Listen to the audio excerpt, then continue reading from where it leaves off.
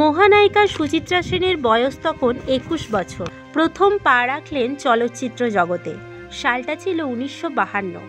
তার অভিনীত প্রথম ছবি শেষ কোথায়, যদিও এই ছবি মুক্তি পায়নি। সুচিত্রা সেন অভিনীত ও মুক্তিপ্রাপ্ত প্রথম ছবি ৭ নম্বর কয়েদি। ১৯৫৩ সালে এই সিনেমা মুক্তি পেয়েছিল, সেই অর্থে এটি তার প্রথম সিনেমা।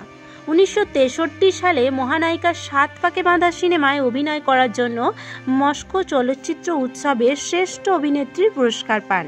বাংলা সিনেমার ইতিহাসে এটি বিশেষ তাৎপর্যপূর্ণ।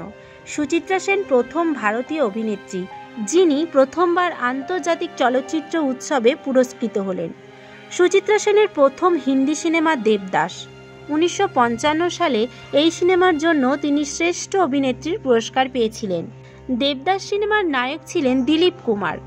এই ছবিতে কাজ করার সময় দিলীপ কুমার সুচিত্রা সেনের ব্যক্তিত্বে মুগ্ধ হয়েছিলেন। সুচিত্রা সেনের বাংলা রকমের হিন্দি উচ্চারণ দিলীপ কুমার খুব পছন্দ করতেন। তবে রাজ কাপুরের সাথে সুচিত্রা সেনের সম্পর্ক খুব একটা ভালো ছিল না। রাজ কাপুর সুচিত্রাকে নায়িকা করার প্রস্তাব নিয়ে তার বাড়িতে এসেছিলেন, সঙ্গে নিয়ে এসেছিলেন ফুলের স্তবক।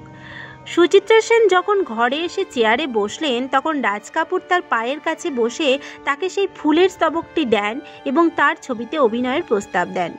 রাজ কাপুরের এই ব্যবহার মহানায়িকার ভালো লাগেনি। কোনো পুরুষের ব্যক্তিত্ব এত ঠুনকো হতে পারে তা তিনি প্রত্যাশা করেননি। তাই অনায়াসে তিনি রাজ কাপুরকে ফিরিয়ে দিয়েছিলেন। উত্তম সুচিত্রা জুটি সর্বকালের শ্রেষ্ঠ রোম্যান্টিক জুটি। মহানায়ক উত্তম কুমার ও সুচিত্রা সেন প্রায় কিংবদন্তির পর্যায়ে পৌঁছে গিয়েছিলেন। তার সত্ত্বেও সুচিত্রা সেনের শেষ সিনেমাটি হয়েছিল সৌমিত্র চট্টোপাধ্যায়ের সঙ্গে। সিনেমার নাম ছিল প্রণয় পাশা। এটি ১৯৭৮ সালে মুক্তি পেয়েছিল। উত্তম কুমারের সাথে তার শেষ সিনেমা প্রিয় বান্ধবী এর ৩ বছর আগে তৈরি হয়েছিল। ১৯৮০ সালে মহানায়ক উত্তম কুমার পরলোক গমন করেন। প্রিয় বান্ধবীর পরে মহানায়কের সাথে মহানায়িকার আর কোনো সিনেমা তৈরি হয়নি।